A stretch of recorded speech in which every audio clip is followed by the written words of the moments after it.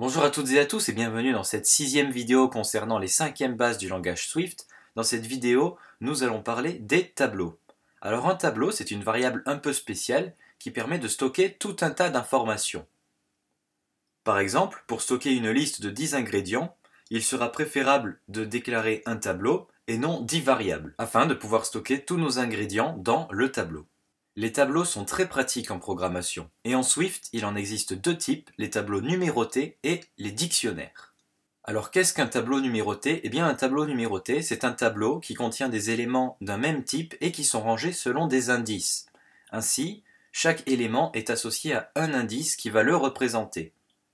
Il faut savoir que dans tous les tableaux en programmation, le premier indice vaut 0. Et ça c'est très important car quand on fait des opérations sur ces objets, eh bien il arrive qu'on se trompe justement parce qu'on oublie que la première case du tableau est à l'indice 0. Donc le premier élément du tableau possédera l'indice 0, le deuxième possédera l'indice 1, le troisième l'indice 2, etc. etc. Souvenez-vous donc que le premier élément d'un tableau possède l'indice 0. Voici maintenant un tableau qui contient 5 ingrédients, donc avec des indices allant de 0 à 4. Nous allons déclarer ce tableau en Swift. Pour déclarer un tableau, il faut utiliser la syntaxe suivante. On définit notre tableau dans une variable, donc ici il s'agit de let car c'est un tableau constant que l'on ne va pas modifier pour cet exemple, mais quand vous allez être amené à modifier votre tableau, il faudra le déclarer en var. Donc let suivi de votre nom du tableau, suivi de égal, toujours pour l'affectation, puis d'une paire de crochets, et à l'intérieur de ces crochets, vos éléments séparés par une virgule. Donc dans le cas du tableau ci-dessus, eh bien ça sera farine, virgule, œuf, virgule, levure. Évidemment, comme il s'agit de chaînes de caractères, il faudra faire attention à les entrer entre guillemets. Déclarons maintenant, toujours dans notre fichier main.swift, le tableau précédent. On écrit donc let, le nom de notre tableau, qu'on va nommer ingrédient, égal, crochet, crochet, et à l'intérieur nos éléments. Donc farine, entre guillemets, œuf, levure, sucre et beurre. Donc voilà, nous avons ici un tableau de 5 éléments, donc numérotés de 0 à 4. Et comme le dit la définition d'un tableau numéroté, les éléments ici, ils sont bien de même type, en l'occurrence une chaîne de caractères, soit de type string. Notez aussi que l'on aurait pu déclarer notre tableau sans l'initialiser, c'est-à-dire en précisant uniquement son type explicite. Pour cela, il faut procéder de la manière suivante. On écrit le mot-clé var, car notre tableau est amené à varier au cours du programme, puisqu'on le déclare sans initialisation, suivi du nom de notre tableau, donc ingrédient, de 2 points, d'une paire de crochets pour indiquer qu'il s'agit d'un tableau, et à l'intérieur, le type des éléments que va contenir notre tableau, soit ici un type string pour les chaînes de caractères. Et voilà notre tableau sans initialisation, c'est-à-dire qu'il ne possède pas de valeur, mais on sait qu'il va posséder des chaînes de caractères. Voyons maintenant comment accéder à un élément de notre tableau. Donc nous avons notre tableau, créé comme ceci. Et bien pour accéder à un élément de notre tableau, on va tout simplement écrire le nom de notre tableau, suivi d'une paire de crochets, et dans cette paire de crochets, l'indice de l'élément que l'on veut cibler. Donc par exemple, ingrédient avec l'indice 1 va nous cibler le deuxième élément du tableau, c'est-à-dire l'ingrédient œuf. Si l'on avait mis 0, on aurait eu farine, 2 levure, 3 sucre, etc. Pour afficher un élément du tableau, eh bien, il suffit tout simplement de placer dans les parenthèses de la fonction print cette instruction, c'est-à-dire ingrédient, crochet, 1 crochet. Affichons donc un élément du tableau. Supposons que l'on veuille afficher levure. Nous allons pour cela cibler l'indice numéro 2. Donc on écrit print, et entre parenthèses, le nom de notre tableau, ingrédient, une paire de crochets, et dans cette paire de crochets, l'indice numéro 2 pour avoir levure. Exécutons notre programme, et il s'affiche à la console levure. En changeant d'indice, on peut afficher d'autres éléments. Par exemple, si je mets 0, on va afficher farine. Mais que se passe-t-il si je rentre l'indice numéro 5, étant donné que nos éléments ont des indices qui vont jusqu'à 4? Eh bien, vous allez voir, je rentre ici 5, donc je cible l'indice numéro 5 qui n'existe pas, il est censé être après beurre, mais il n'y a rien. J'exécute le programme, et vous voyez qu'il me sort fatal error, qui veut dire que l'indice du tableau que l'on veut cibler n'existe pas. Ça veut dire que l'on veut agir à l'extérieur du tableau. Il y a la possibilité d'ajouter un élément à notre tableau. On peut l'ajouter soit à la fin, soit au début. Pour l'ajouter à la fin, on affecte au tableau l'ajout du nouvel élément.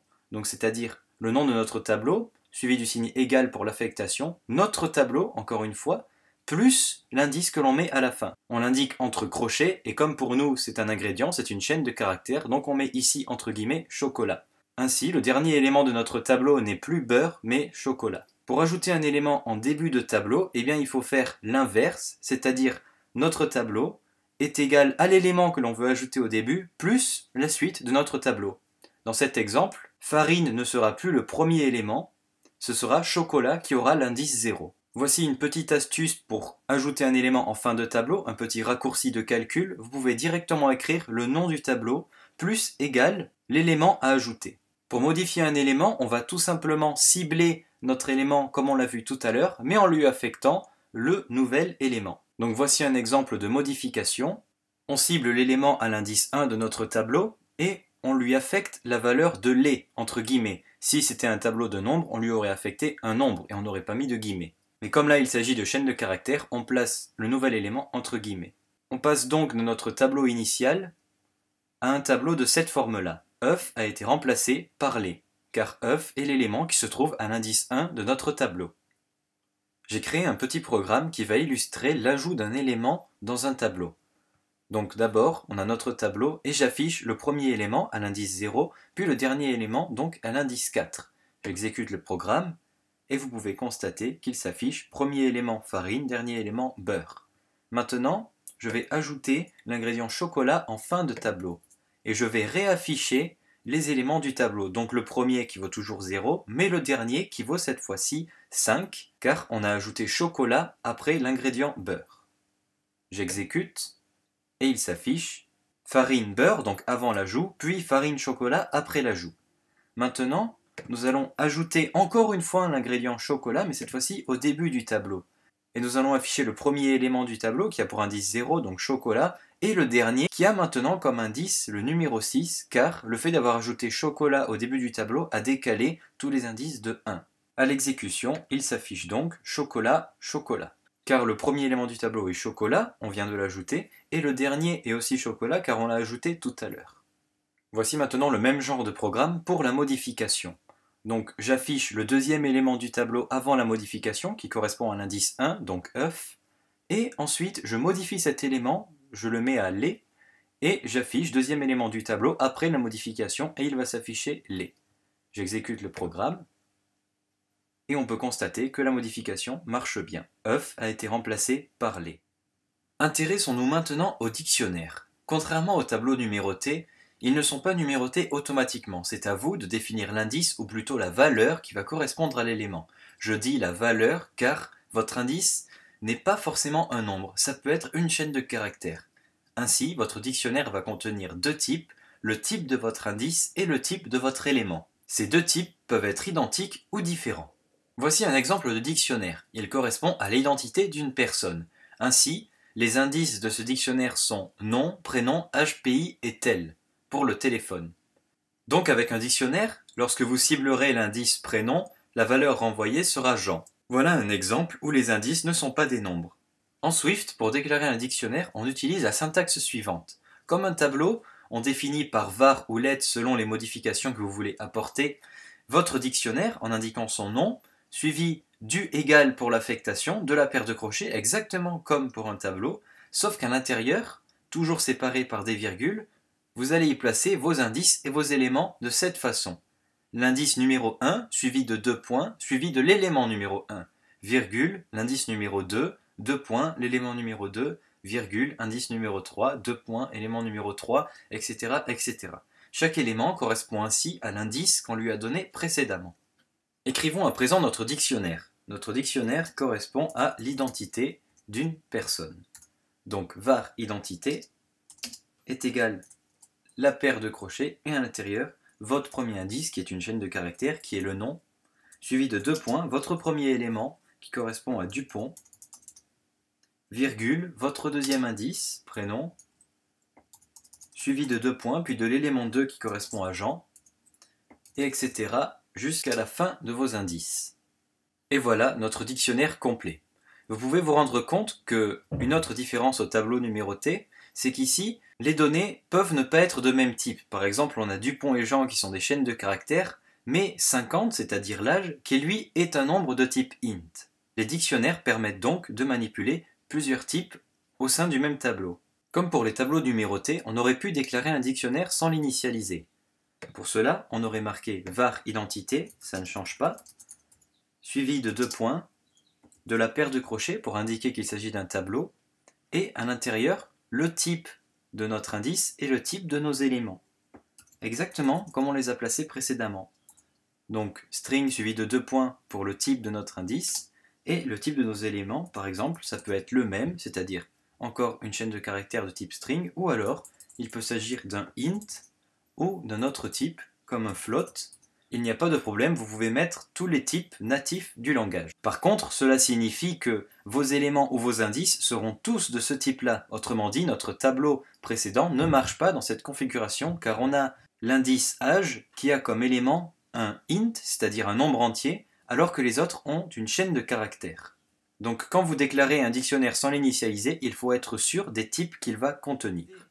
Pour accéder à un élément dans un dictionnaire, voici notre dictionnaire, eh bien il faut utiliser la même méthode que pour les tableaux numérotés, c'est-à-dire on cible directement l'indice de notre élément. Donc pour accéder au troisième élément du tableau, c'est-à-dire 50, eh bien on va cibler l'indice âge, entre guillemets, car il s'agit d'une chaîne de caractères. Pour ajouter et modifier un élément, ce n'est pas compliqué, voici comment cela se passe pour l'ajout. On précise le nouvel élément, mais aussi le nouvel indice. Donc on écrit notre dictionnaire où va avoir lieu la modification, entre crochets le nouvel indice que l'on veut ajouter, suivi d'un égal pour l'affectation, puis de la valeur, la nouvelle valeur que l'on va associer à ce nouvel indice. Donc ici la nouvelle valeur est Paris et le nouvel indice est ville. Ville contiendra Paris. Pour modifier un élément, il suffit de cibler l'élément à modifier, puis de lui affecter la valeur voulue. Donc notre dictionnaire, identité, suivi de l'indice que l'on veut modifier, ici prénom, un égal, puis le nouveau prénom, ici Pierre. Notre dictionnaire représente maintenant l'identité de Pierre Dupont et non Jean Dupont. Voici un code illustrant l'ajout et la modification d'éléments dans un dictionnaire, et j'aimerais préciser quelque chose, c'est que pour afficher un dictionnaire, eh bien, il va falloir placer dans les parenthèses de la fonction print le nom de votre dictionnaire. Vous ne pouvez pas mettre identité suivi de crochet et de votre indice, comme identité non, car cela va vous afficher l'objet correspondant à l'indice de votre dictionnaire, et vous verrez que ce n'est pas du tout ce que vous voulez. Donc pour afficher un dictionnaire, c'est une autre différence avec le tableau numéroté, c'est que vous devez placer dans les parenthèses du print le nom du dictionnaire. Donc ici, j'affiche le dictionnaire devant dictionnaire initial, donc j'exécute le programme, et il s'affiche dictionnaire initial qui vaut notre dictionnaire. Donc il vous l'affiche avec les crochets, vos indices suivis de 2 points, exactement comme vous l'avez déclaré. Maintenant, nous allons ajouter l'indice ville avec élément Paris. Je réexécute le programme. Voilà maintenant le dictionnaire après l'ajout de ville. On remarque qu'il y a bien ville associée à Paris dans le nouveau dictionnaire. Maintenant, nous allons modifier le prénom. J'exécute. Et nous voyons sur la troisième ligne que dans le tableau, le prénom n'est plus Jean, mais Pierre. Dans cette dernière partie de la vidéo, nous allons voir comment parcourir les tableaux et les dictionnaires. Pour parcourir un tableau numéroté, il suffit tout simplement d'utiliser la boucle for, donc c'est une première approche, que l'on a vue dans la vidéo précédente. Cela se traduirait par, pour chaque élément du tableau, on répète une action. La deuxième approche marche tout aussi bien avec un tableau numéroté qu'un dictionnaire. Elle consiste à utiliser une boucle que l'on a vue dans la vidéo précédente, il s'agit de la boucle for in. Vous verrez que cette approche est plus pratique car avec cette boucle-là, on ne spécifie pas la taille du tableau comme condition d'arrêt alors que dans la boucle précédente, on était obligé de le faire et ça faisait une instruction en plus. Avec la boucle for in, le programme saura quand s'arrêter pour ne pas dépasser la taille du tableau. Alors dans ce programme, j'ai repris les 2 tableaux que nous avons créés précédemment. J'ai créé une variable i qui va nous servir de compteur lorsqu'on va parcourir notre premier tableau. Et le premier parcours se fait avec la boucle for, donc il s'agit là de la première approche qui ne marche que pour le tableau numéroté, donc ici notre tableau ingrédient. Donc la boucle part de l'indice 0, et tant que i est plus petit que 5, car 5 est la taille de notre tableau, alors on affiche l'ingrédient à la position i. Ensuite, on incrémente le i de 1. Normalement, il n'y a rien de nouveau pour vous dans ces instructions. J'exécute le programme et il m'affiche la liste des ingrédients. Voilà un bon moyen d'afficher tous les éléments du tableau, c'est-à-dire en le parcourant avec une boucle. Maintenant, nous allons voir la boucle for in qui marche pour le tableau numéroté et le dictionnaire. Donc nous allons voir d'abord pour le tableau numéroté. Donc on écrit for, suivi d'une variable, par exemple on va dire une variable ingrédient, mais sans le S, in, c'est-à-dire dans, et là on va spécifier où est-ce qu'on va chercher, dans notre tableau, c'est-à-dire ingrédient, donc là ingrédient avec un S. Notre variable ingrédient sans S va prendre toutes les valeurs qui se trouvent dans le tableau ingrédient et va les afficher. Donc on ouvre les accolades et on affiche tout simplement les ingrédients comme tout à l'heure avec un tiret suivi de notre variable ingrédient sans S. Voilà, j'exécute le programme et il devrait s'afficher la même chose que tout à l'heure. Voilà, c'est bien le cas. Maintenant, pour un dictionnaire, c'est un tout petit peu plus complexe car il va falloir déclarer deux variables, une variable pour l'indice et une variable pour l'élément. Alors, je ne voulais pas préciser, mais lorsqu'on parcourt un dictionnaire, on ne parle plus d'indice, mais on parle de clé, car comme un dictionnaire peut avoir un indice autre qu'un nombre, comme une chaîne de caractères, le mot indice n'est plus trop approprié. On utilisera donc le mot clé.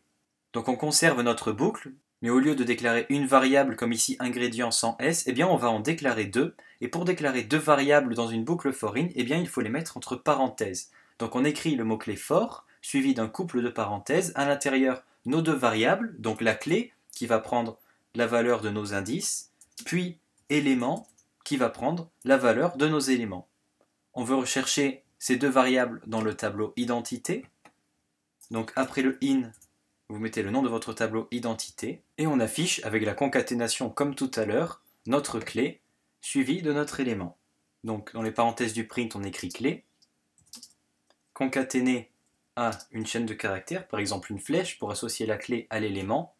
Et ici nous n'allons pas faire plus élément car souvenez-vous nous avons un élément qui est de type int et les autres de type chaîne de caractères. S'ils étaient tous de type string, c'est-à-dire en chaîne de caractères, on aurait pu concaténer avec le plus. Mais ici, comme il y a un nombre, on va être obligé de le mettre au sein des guillemets avec la méthode que l'on a vue dans la première vidéo, si je ne me trompe pas, qui consiste à mettre un anti-slash, des parenthèses, et dans les parenthèses, notre variable, le tout dans les guillemets. J'exécute le programme, et il s'affiche bien toutes les valeurs du dictionnaire. Et on en a maintenant fini avec les tableaux et les dictionnaires. Cette vidéo est à présent terminée, merci de l'avoir visionnée. Dans la prochaine vidéo, les 6e bases du langage Swift, nous verrons les fonctions qui sont le dernier chapitre des bases en Swift. En attendant, vous pouvez vous abonner à ma chaîne pour ne louper aucune vidéo et je vous dis à bientôt.